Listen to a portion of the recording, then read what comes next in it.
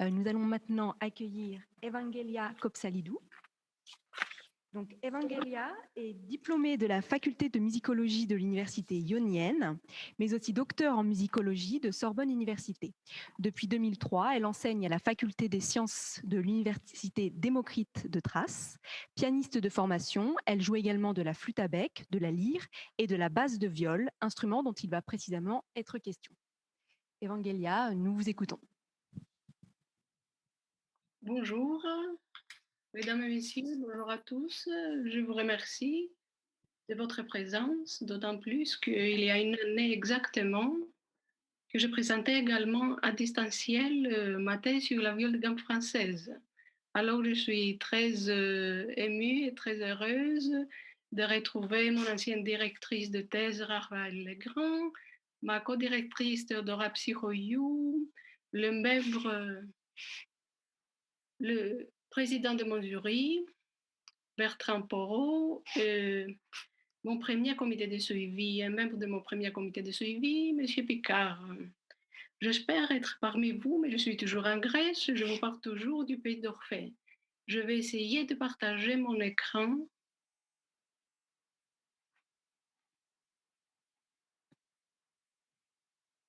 Un souvenir de l'année dernière. Hubert Leblanc, dans sa défense de la basse de viol, décrit le son de la basse de viol comme tirant sur le ton d'une voix d'ambassadeur qui n'est pas haut et même nasard un peu. La viole sonne comme un type de personne très spécifique dans un ton spécifique qui vient d'un milieu spécifique.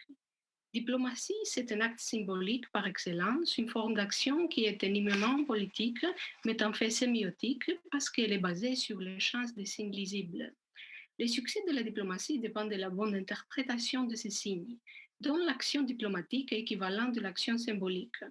La viole, dans notre cas, peut permettre d'incarner, de représenter une pratique diplomatique. Premièrement, nous explorons le rôle de la viole dans la société des élites, une société qui produisait des diplomates et qui adorait la viole. La viole aidait au développement nécessaire d'un ambassadeur. Positionnement des mains, du corps avec sa posture verticale, un mouvement réglé et gracieux. Deuxièmement, l'idée de l'ambassadeur et des représentations diplomatiques en général, c'était une question de la présence corporelle dans cette période. En plus, la viole, sa forme, la facture, les matériaux dont elle a été construite étaient chargés du luxe, de la variété, de la classe des ambassadeurs. Enfin, si nous considérons que le son est un élément essentiel de la langue symbolique de la diplomatie, le son de la viole pourrait servir de modèle aux négociateurs. La viole était l'instrument qui pourrait imiter le mieux la voix humaine, exprimer des émotions au-delà des mots et affecter les sentiments les plus intimes de ses auditeurs. Par-dessus tout, elle possédait le son de l'intimité. La vie sociale de la viole était liée au même cercle que celle des ambassadeurs. D'abord, la viole était présente dans les mêmes cours du nord d'Italie que les ambassadeurs. Un corps avait l'air bien joué de la viole. Et ce corps a commencé à apparaître et à agir de mieux en mieux au fur et à mesure que la technique de la viole s'est développée au cours du XVIIe siècle. La viole devient ainsi un entraînement essentiel pour les corps et l'âme de jeunes élites. L'une des plus vieilles références les plus souvent répétées à la viole dans la sociabilité des élites provient de Il Cortegiano de Baldassare Castiglione, publié pour la première fois en 1528. C'est un ouvrage qui a été considéré comme un des premiers textes importants de l'histoire de la diplomatie. Castiglione, lui-même ambassadeur, a basé son travail sur ses expériences à la cour d'Urbino au début du XVIe siècle. Il était aussi un des premiers à adopter un instrument encore à ses premiers pas, la viole de gambe. Bientôt, la viole est jouée aussi à d'autres endroits par des élites différentes. Philibert Jambe de Fer alliait l'instrument de ces élites chargées de négocier la terre au milieu du XVIe siècle. Jambe de Fer était l'un des premiers à remarquer comment la viole devait être tenue. La plupart des écrivains du XVIe siècle se préoccupaient de l'attrait esthétique du jeu de la viole et progressivement a mis l'accent sur une position de jeu droite et un corps équilibré.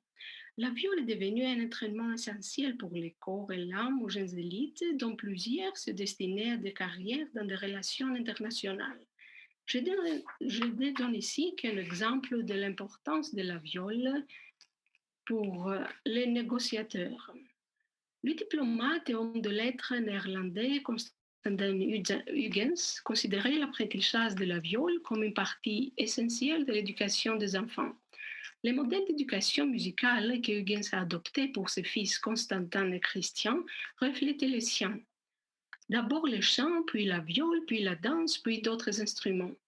La posture droite de la viole correspondait bien aux propres croyances de Huygens dans les affaires moraux de la posture. À cette époque-là, il était courant de supposer que l'extérieur d'une personne reflétait son intérieur. Mon deuxième point d'interaction concerne les capacités réelles de la viole à construire une notion de cosmopolitisme chez soi. La présence même physique de la viole pouvait servir de médiateur et représenter une place sociale de la même manière que la présence physique de l'ambassadeur. En même temps, la viole en tant qu'objet physique faisant l'objet des négociations. Le Jaster marchandait les prix avec les vendeurs d'instruments anciens. Et les viols, en particulier les viols très ornementés en vogue à la fin du XVIIe siècle, incorporaient régulièrement des matériaux exotiques dépendant du commerce d'outre-mer et de la colonisation.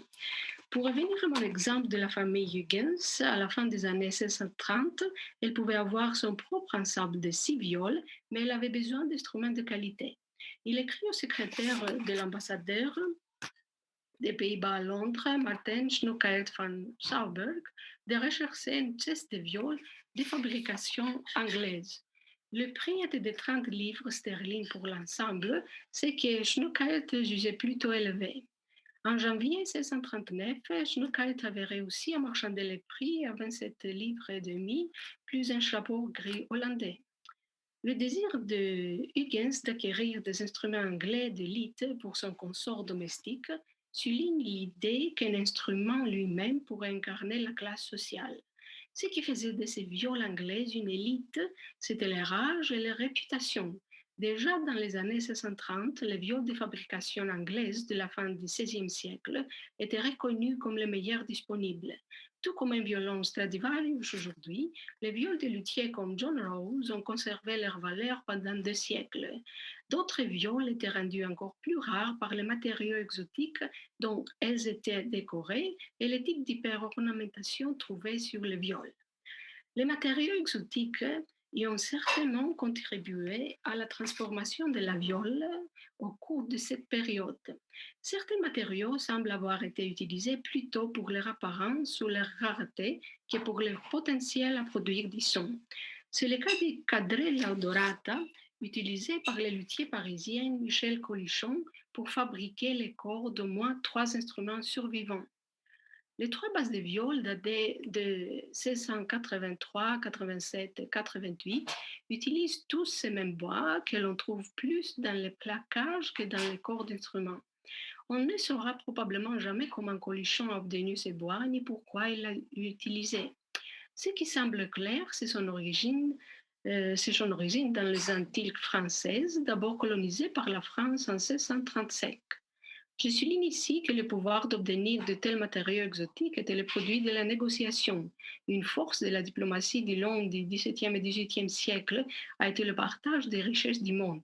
Les territoires coloniaux, leurs produits et leurs habitants ont été achetés, vendus, gagnés ou perdus à travers les réseaux de relations internationales européennes, qu'ils soient pacifiques ou en guerre. Le véritable dédicataire de la défense de Leblanc, Jean-Frédéric Philippot, comte de Maurepas, était directement responsable de la défense et du développement des territoires français d'outre-mer en tant que secrétaire à la marine entre 1623 et 1649 et de la collection de centaines de chansons de ce qu'on appelle aujourd'hui les chansonniers Maurepas. Une reconnaissance directe du rôle de la négociation dans la fabrication des viols vient d'une querelle entre 2 écrivains dans les années 1680.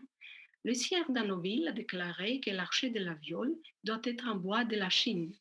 Peu de temps après, Jean Rousseau a répondu à les instances de Danoville par l'observation qu'il me semble que l'on met en usage plusieurs sortes d'autres bois pour faire des archets qui ne sont pas moins bons que les bois de la Chine.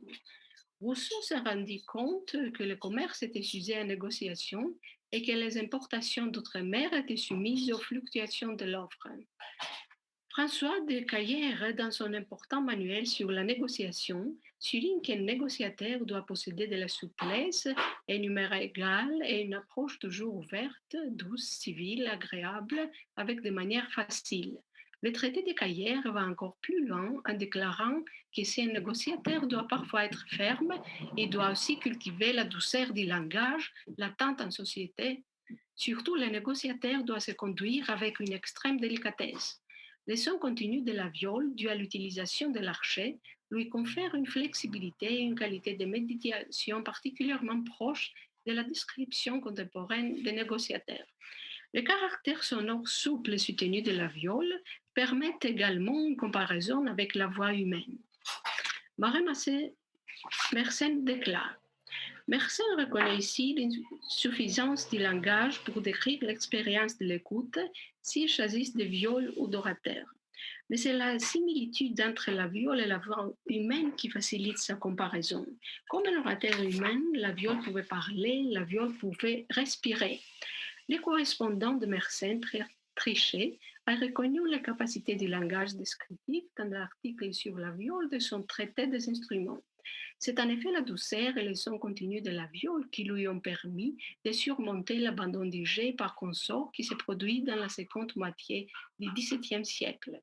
À ce titre, elle continua à être cultivée par des amateurs distingués, dont le Hollandais Brunix, qui assuma en 1699 les fonctions d'ambassadeur de la République hollandaise à Berlin. Ses qualités à la fois de musicien et de négociateur sont louées dans une lettre de François Duchamp de Montrepas, ambassadeur de France à La Haye le 29 mai 1699. Écrivant à son collègue des Allers, ambassadeur de France à Stockholm, Montrepas s'exclame qu'Amel Brunix, la compétence d'Amel Brunix en chant et surtout en viol impressionna le Français, qu'il avait probablement entendu jouer et chanter à La Haye ou même à Paris. Cet aperçu rare de l'engagement musical des diplomates eux-mêmes indique certainement que la capacité musicale a permis aux négociateurs de franchir les frontières. Être capable de parler un langage musical international, compris au moins par les Français, a créé des opportunités pour Brunix. Et maintenant, je voudrais revenir au point par lequel j'ai commencé. Le commentaire de Leblanc sur le ton commun des viols et des ambassadeurs. La seconde partie du livre de Leblanc, d'où dérive l'anecdote, prend la forme d'un dialogue entre les sultans violon et la dame viol. Ce n'est pas n'importe quel dialogue. Il s'agit en fait d'une mise en scène d'une rencontre diplomatique. Le sultan violon est récemment arrivé en France et a des dessins sur l'établissement d'une monarchie universelle. Mécontent de l'Italie, la partie mythique du violon, il propose d'envahir les voisins de l'Italie pour agrandir son empire et éliminer la viole. Le choix par les Blancs du sultan place le violon dans une catégorie orientaliste peut-être, chargée de tensions entre l'Orient et l'Occident, entre le christianisme et l'islam. Au milieu d'une parenthèse, au son des cloches, Madame la Viole répond. Le Blanc décrit ici deux situations de performance différentes. Dans la première, El Jadillon joue par son propre plaisir. La seconde scène que décrit le Blanc semble plutôt représenter la coutume ancienne des souverains de retenir des musiciens de la musique de chambre spécialistes de la viole. Comme l'indique le commentaire de Leblanc, les ambassadeurs et la diplomatie elle-même avaient un ton, un élément non verbal. Les tons comme les gestes permettent une ambiguïté délibérée dans l'accomplissement des actes de langage.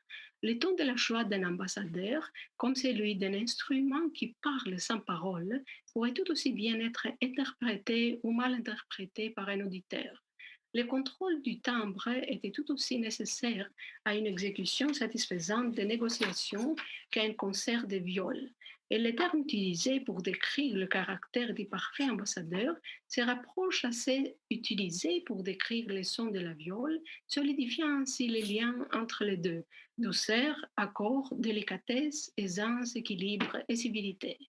On pourrait donc dire que le déclin de la viole est dû surtout à la désintégration du monde social de l'ambassadeur qui l'avait soutenu. Surtout, la viole et la scène sociale qu'elle avait créée au milieu des ambassadeurs dépendaient du caractère restreint des relations sociales au sein du corps diplomatique.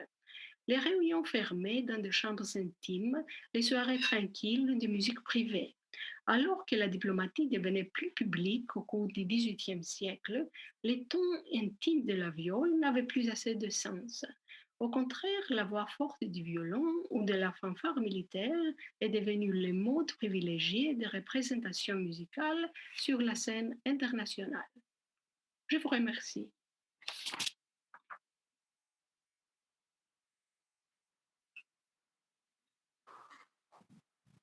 Merci Evangelia. Merci à vous. Timing. Est-ce qu'il y aurait déjà des questions dans la salle ou sur Internet?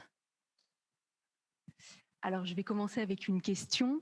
Donc, est-ce que cette caractéristique de la viole comme instrument diplomate a vraiment une réalité très marquée? Est-ce que tout bon ambassadeur était violiste? Est-ce qu'on a connaissance de ces éléments? Non, non, non, c'était pas très marqué, mais ça arrivait qu'il y avait des diplomates qui jouaient de la viole. Alors j'ai fait cette connexion pour plus pour s'amuser que voir une autre vue de la viole. C'est ça. D'accord. Bonjour. Oui, j'avais une question par rapport à la décoration des viols. Est-ce qu'on sait si la décoration était tout particulièrement soignée lorsque ces instruments étaient destinés justement à un ambassadeur? Non, les Anglais préféraient décorer les viols très soigneusement plutôt que les Français et après les Allemands. C'était pas spécialement pour les ambassadeurs, c'était pour eux-mêmes. D'accord, donc c'est plus lié en fait à une tradition nationale, à Oui, un oui, goût en fait. c'est plutôt ça, oui. D'accord, merci. Merci à vous.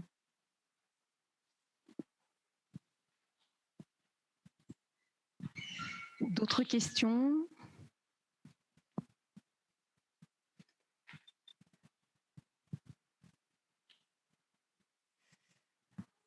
Evangelia, on va vous remercier pour cette communication sur la viole de gambe et la diplomatie. Merci beaucoup. Et donc, nous allons maintenant accueillir Loane Mirande,